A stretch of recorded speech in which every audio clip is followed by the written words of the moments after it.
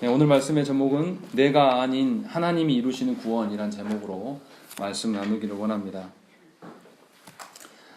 우리가 일반적으로 구원에 대해서 이제 이해하고 있기는 믿기만 하면 구원을 받는다라고 이렇게 이해를 합니다. 그런데 이것에 대한 오해는 믿기만 하면 구원을 받았기 때문에 이 이후의 삶이 형통하고 잘 될 것이라는 오해를 가져옵니다.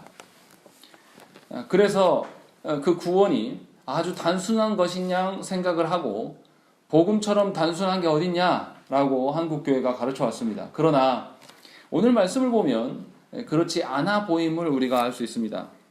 누가가 굳이 이렇게 단순한 복음이라면 한 사람, 이 에디오피아 내시의 그 구원에 대해서 이렇게 구구절절 왜 기록하고 있을까요? 왜 상세하게 이것을 언급하고 있는 것인지 우리가 한번 생각을 해봐야 돼요. 성경은 예수를 믿기만 하면 그리스도인이 즉시 된다 이렇게 말하지 않습니다. 많은 어려움과 장애물이 그의 인생 가운데 여전히 남아있고 또 그것을 마주하게 된다는 것이죠. 우리가 일반적으로 알던 그 구원의 개념과는 약간 다른 그런 방식으로 성경에서는 구원을 이야기를 하고 있다는 것입니다. 오늘 말씀에서 우리가 이해하고 있는 그 구원에 대해서 어떠한 부분을 교정해야 될지 여러분들이 말씀을 통해서 보시기를 부탁드립니다.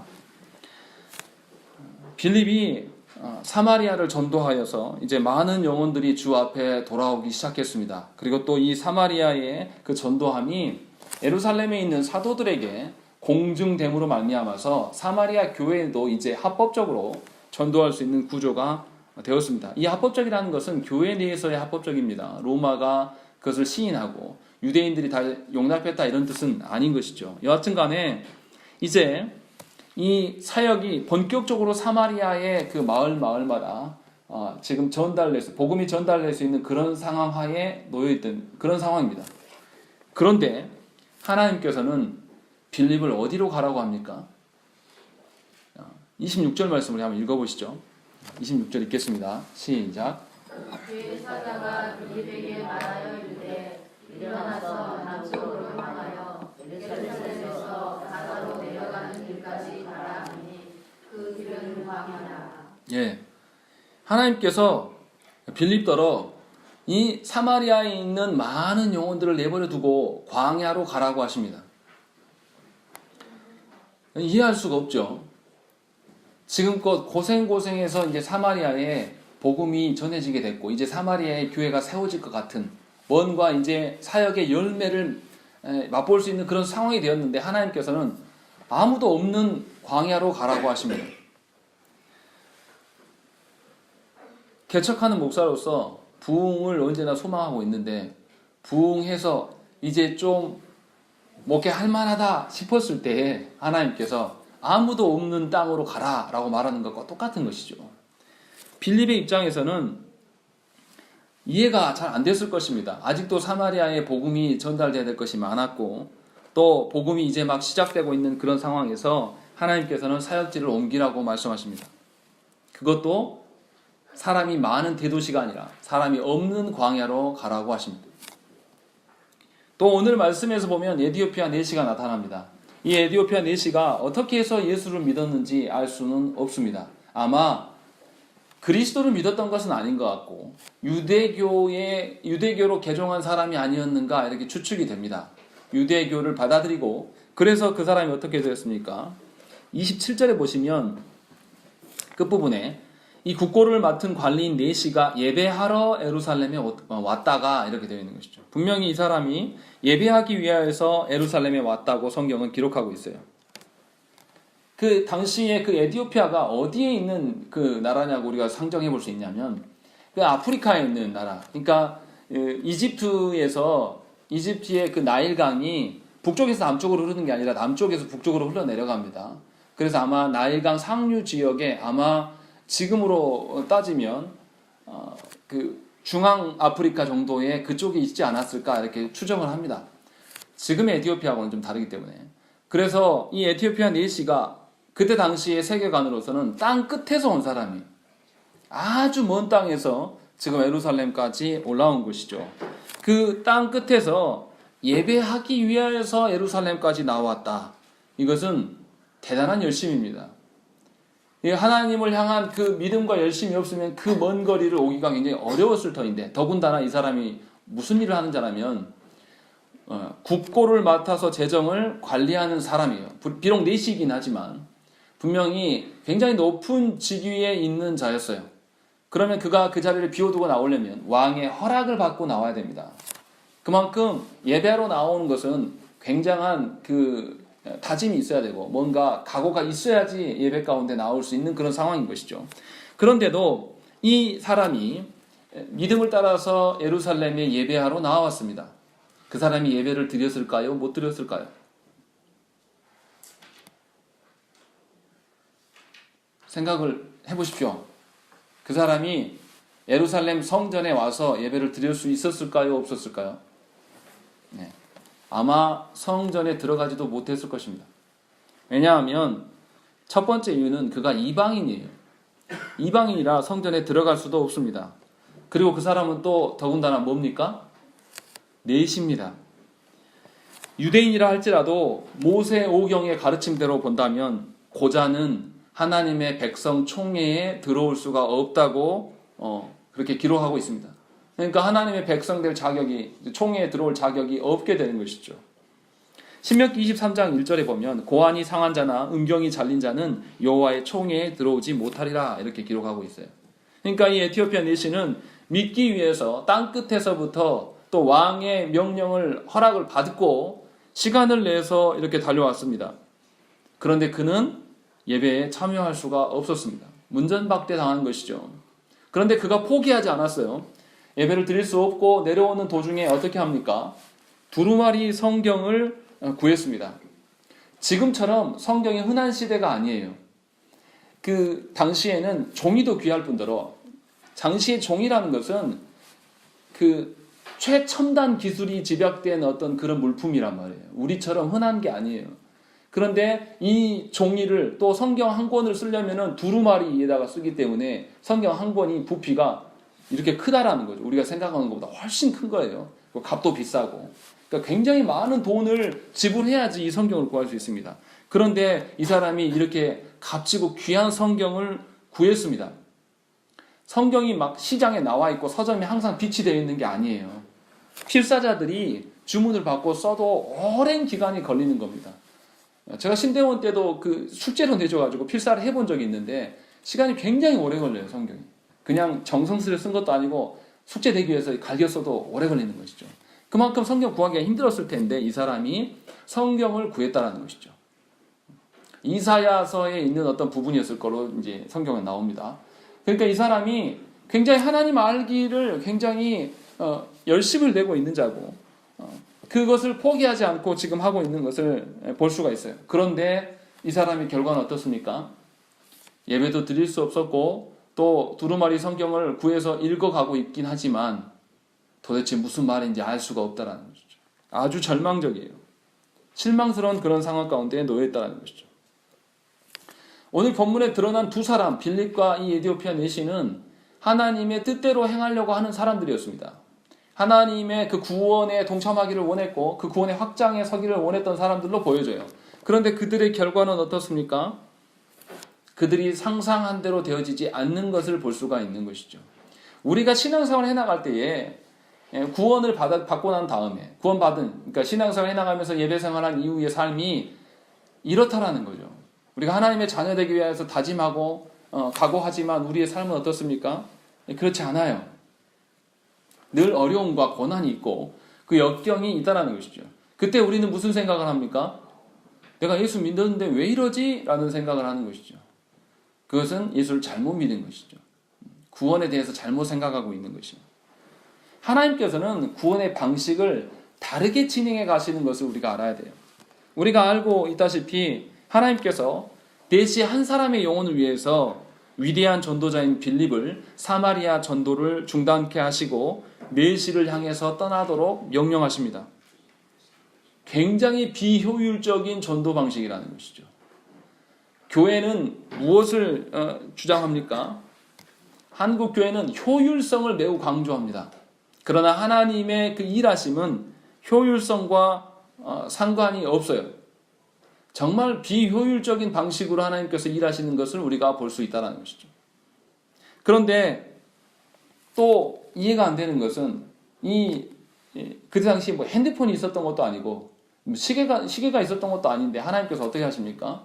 그냥 무턱대고 남쪽 광야로 가라고 말씀하십니다. 메시를 만날 확률이 어떻게 될까요? 매우 희박할 가능성이 높습니다. 근데 누구를 만나란 말도 하나님이 없으세요. 26절에 보면. 그냥 가라고 하는 것이죠. 우리처럼 우리 현대인들한테 이렇게 가라고 명하면 우리는 안 갈 거예요. 아마 저한테 하나님께서 지금 이 광주에서 사역을 내려놓고 먼 아프리카 땅으로 가라라고 이야기하면 이렇게만 말씀하시면 아마 제가 되물을 거예요. 하나님 언제 갈까요? 어느 나라로 갈까요? 어느 나라 중에서 어디로 갈까요? 가는 데 있어서 나의 조력자는 누가 있습니까? 또 나는 가면 우리 식구들도 있는데 이거 뭐 어떻게 먹고 살까요? 이런 거 가지고 전부 하나님의 가라고 하는 명령을 귀 기울이지 않으면서 계속 계산하면서 내 상황 정리를 쫙 나열할 거예요. 내가 이래 해서 내가 하나님의 가는 것은 알겠는데 하나님 명령하는 것은 알겠지만 나는 이래서 아직 아닙니다 라고 이야기를 할지도 모른다는 것이죠. 정말로 인간적인 그 방식으로 봤을 때는 이해할 수 없고 실망스러운 명령이 아닐 수가 없다는 것이죠. 그런데 이 하나님께서 정말 과연 그렇게 막무가내식으로 우리에게 어떠한 준비도 없이 하나님 보내시는 하나님인가? 과연 그런 것인가를 우리가 한번 생각을 해봐야 돼요. 하나님께서 우리의 일상 가운데 일하여 가시는 그 방편이 우리 눈에 계산되지 않고 우리 눈에 이해가 되지 않는 것뿐이지 하나님께서는 한 번도 우리에게 대충 하신 적이 한 번도 없습니다. 오늘 말씀을 보면 그것이 드러나요. 26절에 보시면 뭐라고 되어 있냐면 일어나서 남쪽으로 향하라 라고 되어 있습니다.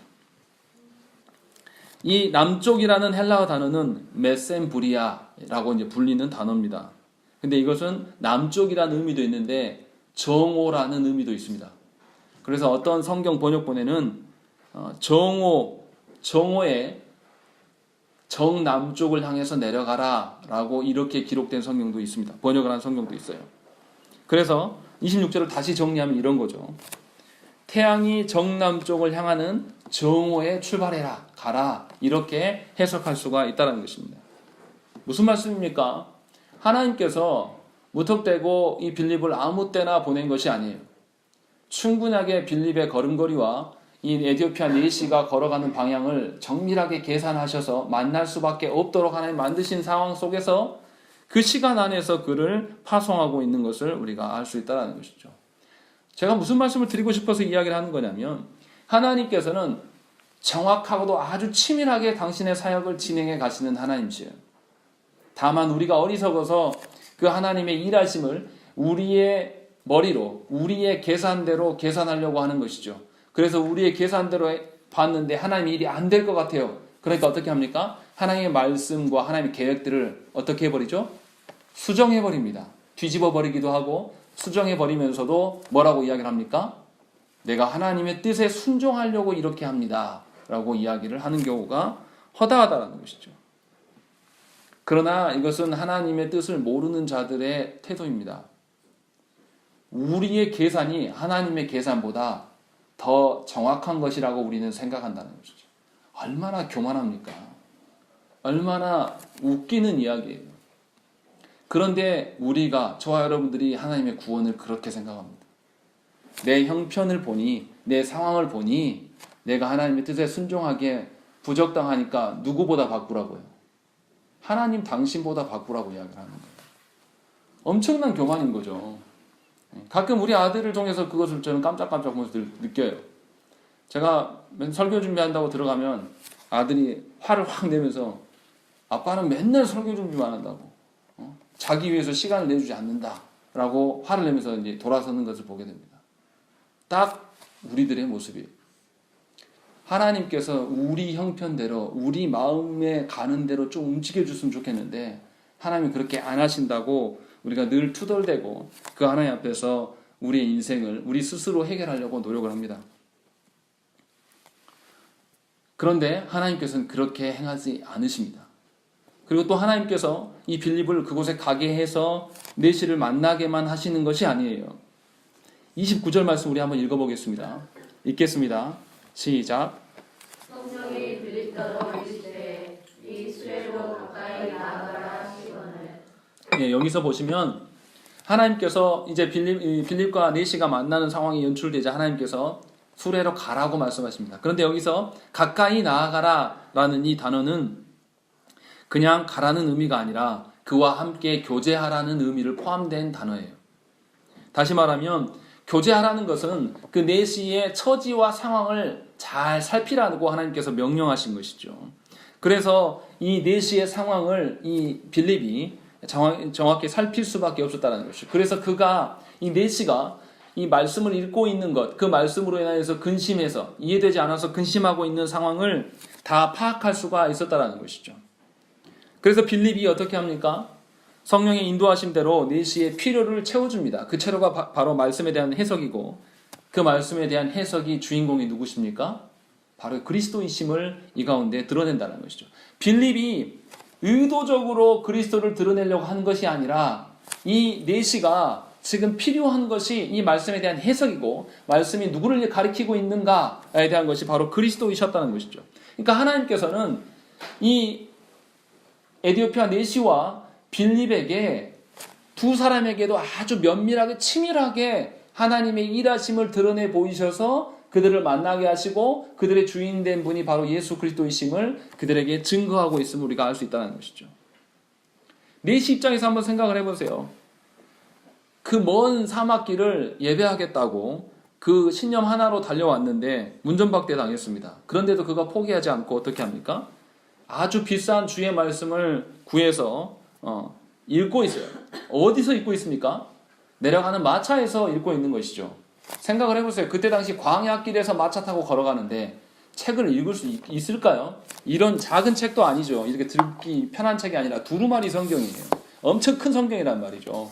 그러면 거기에서 성경을 읽는다는 것이 너무 어려운 일이에요. 차에서 한번 책을 읽어보신 경험이 있는지 모르겠습니다. 차에서 책을 읽으면 어떻게 됩니까? 30분만 읽어보십시오. 멀미합니다. 그냥 포장된 도로를 달려도 그래요. 그런데 비포장도로, 그것도 길이 있는지 없는지 확인할 수 없는 광야길을 마차 타고 그 가면서 성경을 본다. 이건 대단한 열심이에요. 정말 이렇게 할 수 있는 사람이 과연 몇이나 있겠습니까? 아마 이 에디오피아 네시는 잠도 줄여가면서 성경 볼 수 있는 그런 인물일 거예요. 놀랍도록 이 에디오피아 네시가 그의 모든 지혜를 짜내서 그 말씀의 난해함으로 인하여서 골머리를 썩고 있는 그런 상황이에요. 정말 설상가상도 이런 설상가상이 없는 것이죠. 하나님 알아보겠다고 그 먼 거리로 왔고 또 그 비싼 값을 치르면서 또 시간에 너무나 급하고 알고 싶어서 내려가는 길에서 이 마차 안에서 말씀을 보는 그런 상황에 놓여 있는 것이죠. 가면 갈수록 하나님을 알아가는 것이 아니라 가면 갈수록 하나님을 알기가 더 어려워지고 뭔가 꼬이고 뭔가 골머리가 생기는 그런 상황이 그 앞에 계속 연출되고 있는 거예요. 자신의 그 나라의 재정을 관리하는 그 중대한 일들을 내려놓고 자신은 이 일을 왔는데 하나님께서는 아무것도 역사하시지 않는다는 것이죠. 마치 우리 인생의 삶과 똑같다라는 거예요. 예수 믿었는데 예수 믿고 내가 말씀의 은혜를 받아서 이렇게 되면 내 인생의 길이 쫙쫙 펴질 줄 알았어요. 그런데 될 것 같았던 그것이 안 되고 될 것 같았던 우리 자녀와 우리 배우자의 영혼이 변화되지도 않고 여전히 옛날로 돌아가는 내 모습을 보면서 이게 무슨 예수 믿는 복인가 라고 의심이 들 때가 굉장히 많았을 것입니다. 그런데 이 에디오피아 네시에게 어떤 일이 발생합니까? 예루살렘에서도 자기에게 복음을 전해준 자가 없었던 것으로 보여요. 한 명이라도 이 네시를 붙잡고 설명을 해줬다라면 이 사람이 이렇게 골머리를 썩지 않고 거기서 말씀을 배웠을 것입니다. 그런데 인적이 드문 사막에서 사람도 다니지 않는 그 광야에서 빌립을 만난 것이죠. 이것을 두고 어떤 사람은 기적과 우연이라고 이야기를 합니다. 정말 이게 우연입니까? 네시가 풀리지 않았던 것은 고난받으시는 그 메시아에 대한 이해였습니다. 당시 선지자들도 이사야의 고난받는 메시아에 대한 예언을 이해할 수가 없었습니다. 왜 그렇습니까? 하나님께서 보내시는 메시아는 정치적인 메시아로서 군사를 동원한 메시아로 생각을 했기 때문에 메시아는 승리의 메시아인 것이지 고난받는 메시아일 수가 없다라고 생각을 했어요. 그래서 이 유대인들 중에서 성경을 잘 아는 그런 서기관들과 성경을 잘 아는 장로들도 이것을 어떻게 해석했냐면 고난받는 자가 이스라엘 국가 전체다 이렇게 해석을 했다는 것이죠. 만약에 이 에디오피아 내시가 예루살렘에서 이러한 사람들을 통해서 오늘 이사야의 말씀을 이해했다라면 그가 그리스도에 대해서 알 수 있었을까요? 알 수 없었다라는 것이죠. 광야에서 전혀 들어보지 못했던 빌립을 만남으로 말미암아서 고난받는 메시아가 바로 예수 그리스도이심을 알게 되었다라는 것이죠. 하나님께서는 이처럼 인간이 상상할 수 없는 방식으로 이 빈 땅, 광야에서 이 이사야의 말씀을 해석할 수 있는 구원의 참 길이신 예수 그리스도를 만나게 하신다는 것을 우리가 알아야 된다는 것이죠. 사람이 많고 될 것 같고 내 형편에 보면 예루살렘에서 구원이 있고 뭔가 변화가 생겨갈 것 같은데 놀랍게도 성경의 해석은 광야에서 일어나는 것이고 그 메시아가 정치적인 메시아도 아니고 고난받는 메시아로서 그들 가운데 서는 그 놀라운 그 역설적인 사건이 바로 그 앞에 펼쳐지고 있는 것이에요. 내시 자신은 이방인이었어요. 그리고 더군다나 고자였습니다. 도무지 하나님의 백성이 될 수 없는 자격이 없었어요. 그런데 하나님께서는 그를 예루살렘이 아닌 광야에서 하나님의 자녀로 인정해 주신다는 것이죠. 얼마나 역설적입니까? 얼마나 자신이 알고 있는 그런 개념과 자신이 알고 있는 그 처지를 모두 다 타파해나면서 자신이 알고 있는 모든 배경 지식을 다 깨뜨리면서 새로운 질서로 하나님 나라를 그에게 보여주고 있는 것이 그 안에 드러나는 것이죠. 이 내시가 하나님을 거기서 만나고 스스로 무슨 이야기를 합니까? 물가에 지나갈 때에 뭐라고 합니까? 물이 있으니 나에게 세례를 주는 것이 합당한 것이 아니냐라고 본인이 요청해서 세례받기를 소망하는 것입니다.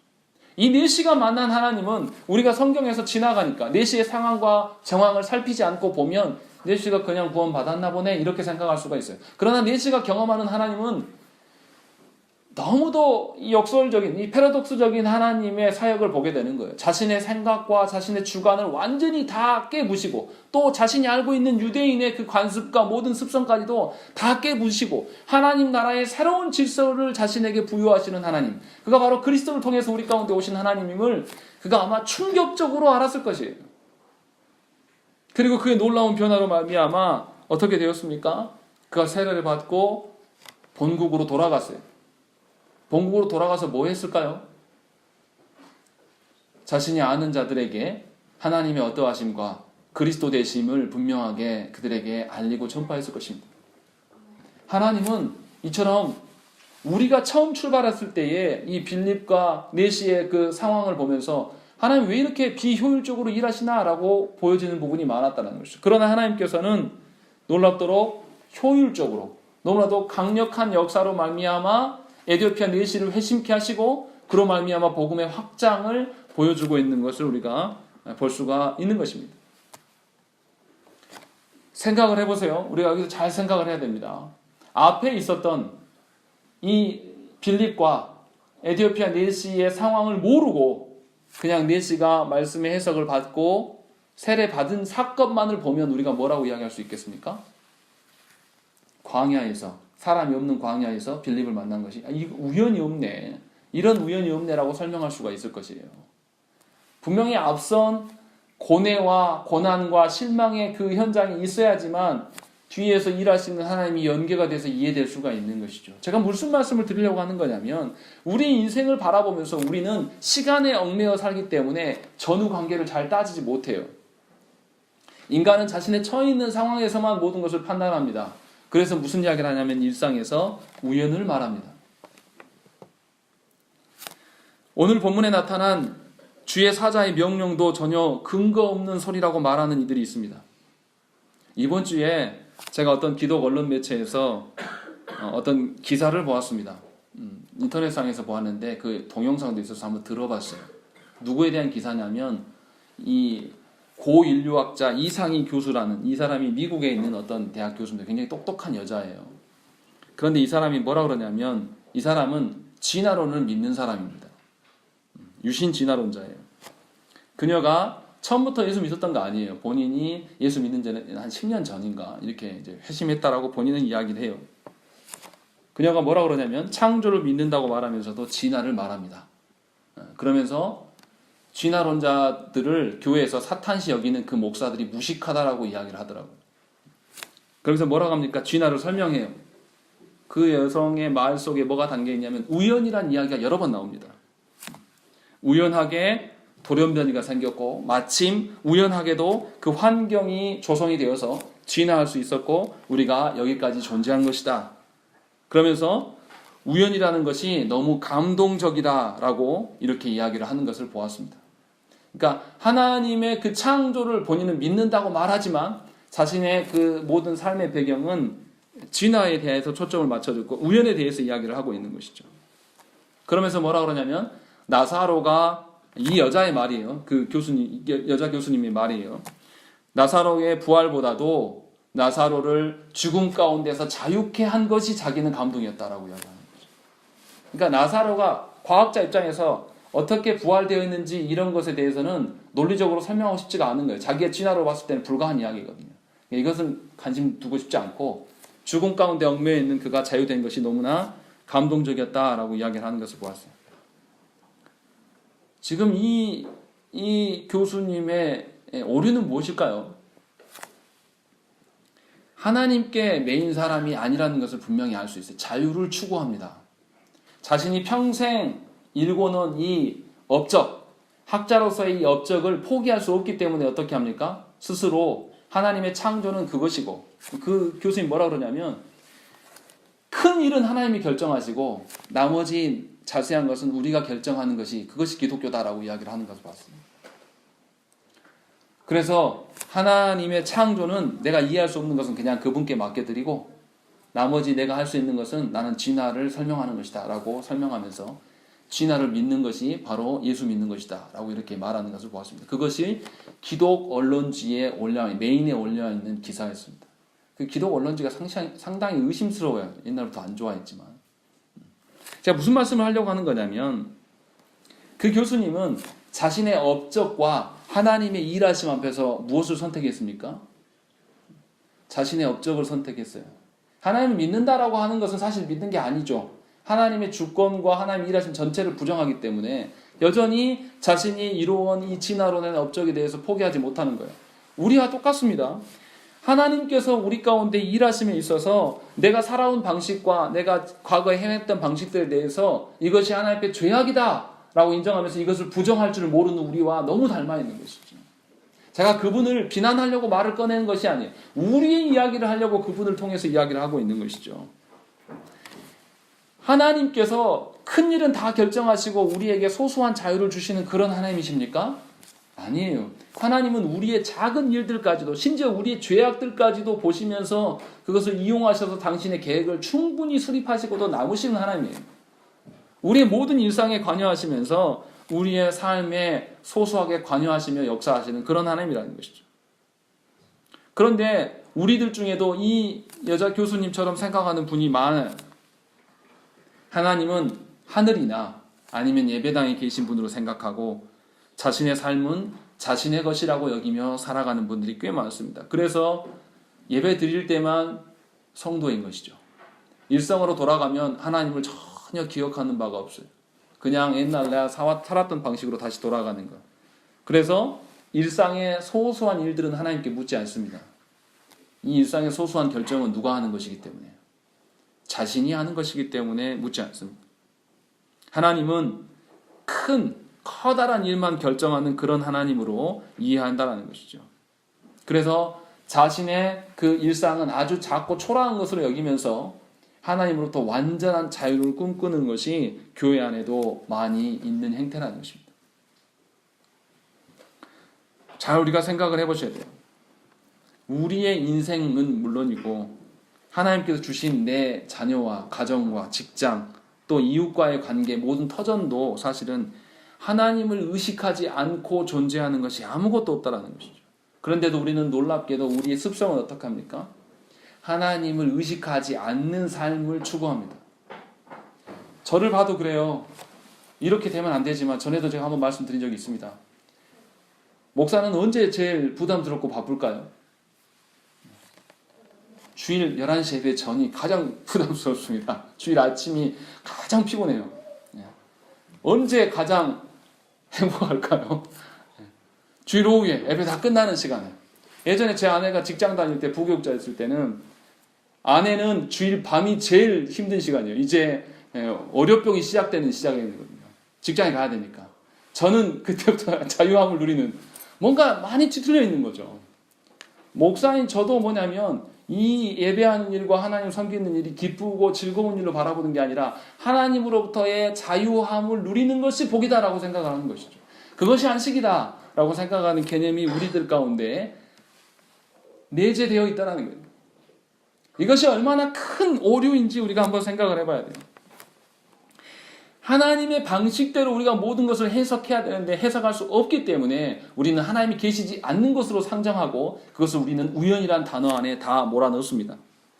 그리고 이 우연을 가장하면서 이 우연이란 단어를 왜 말합니까?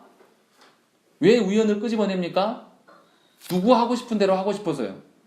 내 하고 싶은 대로 하고 싶으니까 우연이란 말을 끄집어내는 것이죠. 우연히 이렇게 됐다.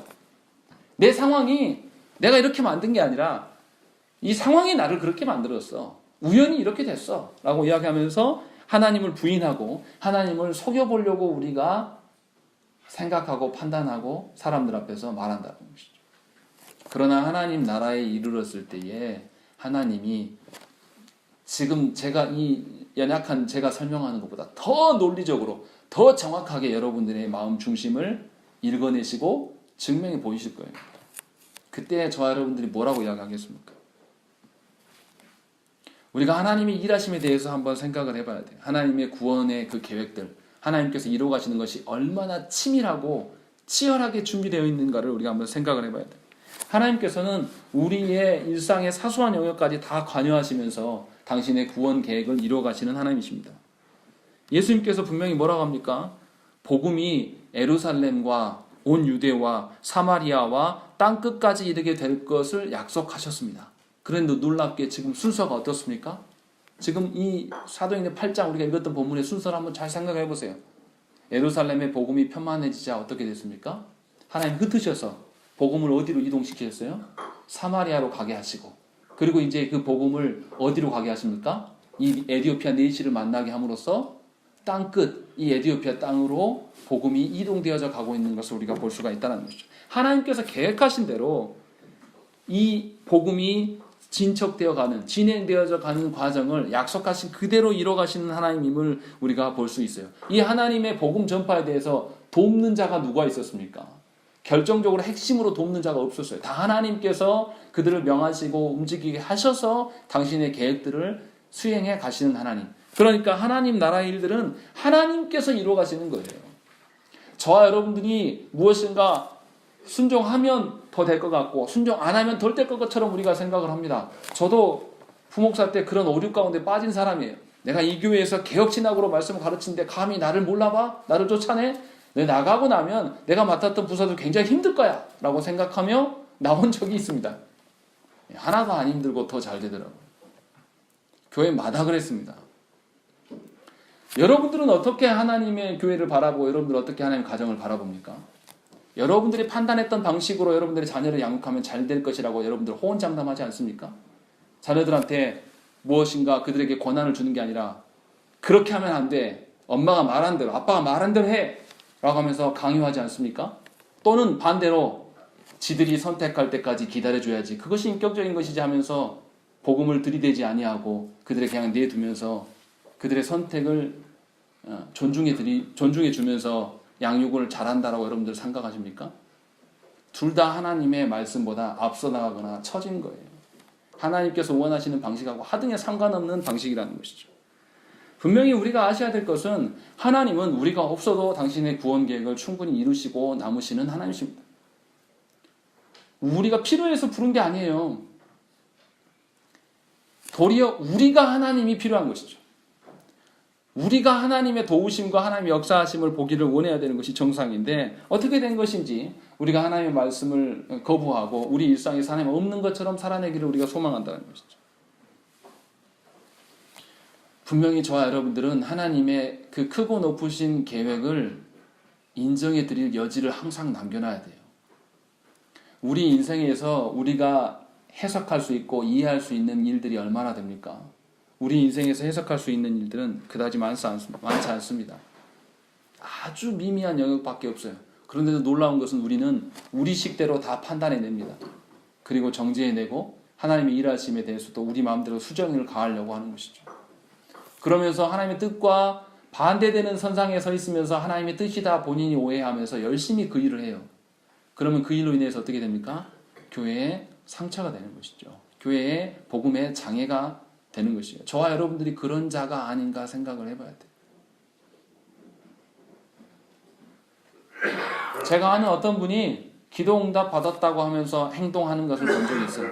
결과적으로 그분이 행동했던 일들로 인해서 교회가 큰 문제가 생겼습니다. 그런데 본인은 끝까지 제가 물어봤어요. 장로님, 기도응답 받아서 하셨다면서요. 결과가 이렇게 되는데 어떻게 생각하십니까? 제가 물어봤어요. 장로님 끝까지 고집하더라고요. 자기는 기도응답 받았다고. 그것은 신앙이 아닙니다. 이것은 하나님 대적하는 거예요. 우리가 잘 생각을 해봐야 됩니다. 우리의 형편과 상황 속에서 우리가 어떻게 서야 될지를 한번 생각을 잘 해봐야 돼요. 빌립과 에디오피아 네시가 그랬습니다. 자신의 판단과 하나님의 일하심이 너무도 달랐음을 그들이 깨달았을 거예요. 자신이 이해할 수 없고 감지할 수 없는 방식으로 하나님께서 빌립과 네시에게 역사하셨습니다. 39절에 보시면 39절 말씀 우리 함께 읽겠습니다. 시작. 둘이 물에서 올라올새 주의 영이 빌립을 이끌어간지라. 네시는 기쁘게 길을 가므로 그를 다시 보지 못하니라 라고 되어 있습니다. 네시의 갈망과 갈증이 한순간에 풀어지고 세례의 경험을 통해서 성령의 역사를 경험하였습니다. 인적이 드문 광야에서 하나님은 이 모든 일들을 행하셨습니다.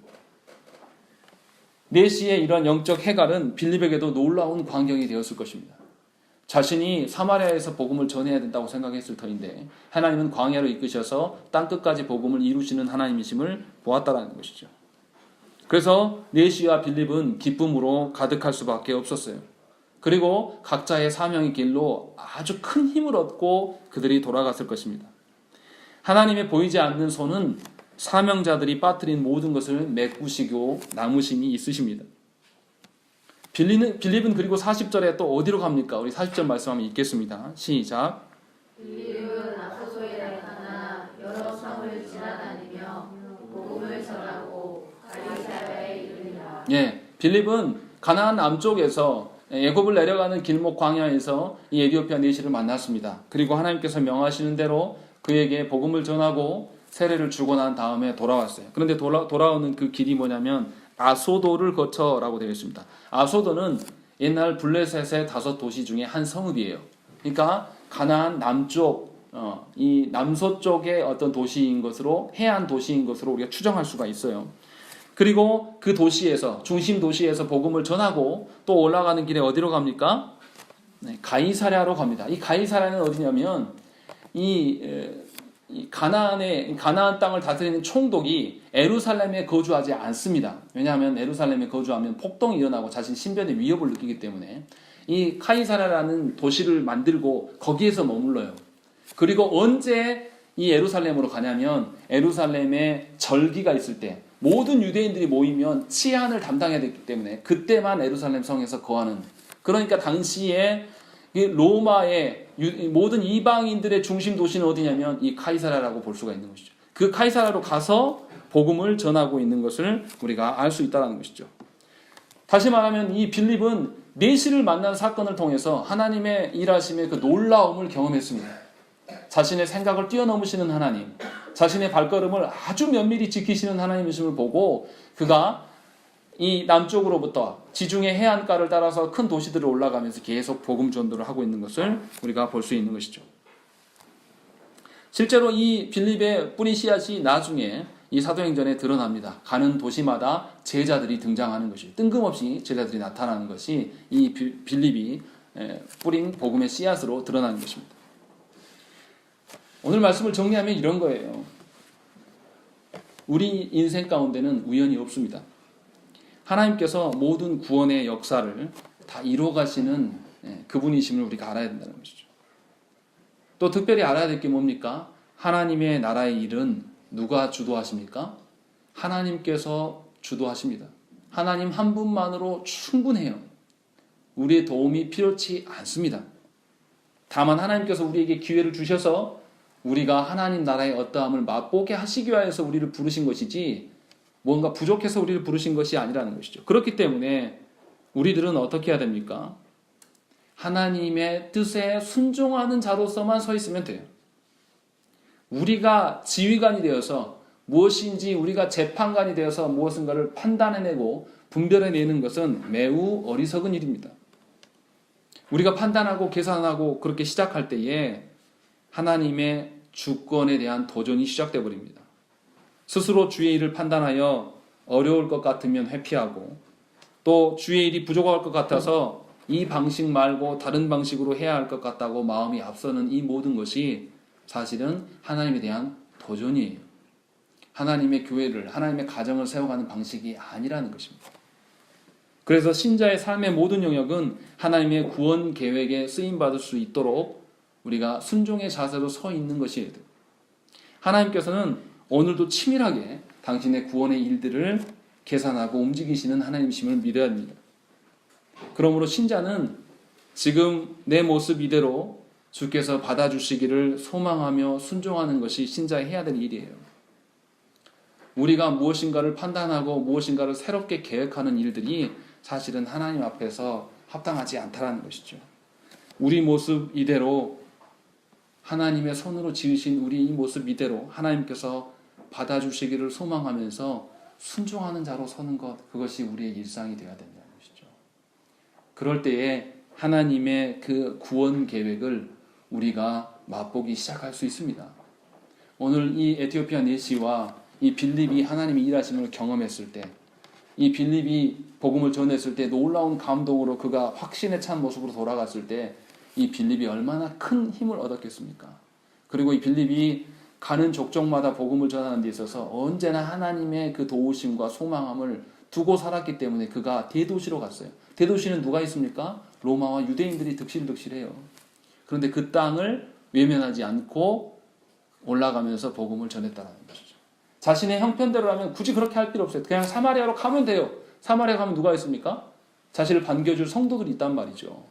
얼마든지 대접받고 거기서 편안한 목회를 할 수 있어요.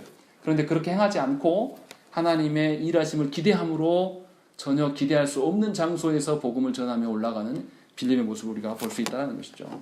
바라옵기는 저와 여러분들이 하나님께서 주신 그 삶의 현장에서 어떻게 하면 하나님께서 나를 받아주실까에 대한 그 소원을 가지고 하나님께 서시기를 간절히 부탁드립니다. 그것이 하나님의 일하심을 보는 것이고 그것이 하나님의 역사를 보는 길임을 기억하시고 또 누리시기를 간절히 축원합니다. 우리 함께 기도하겠습니다.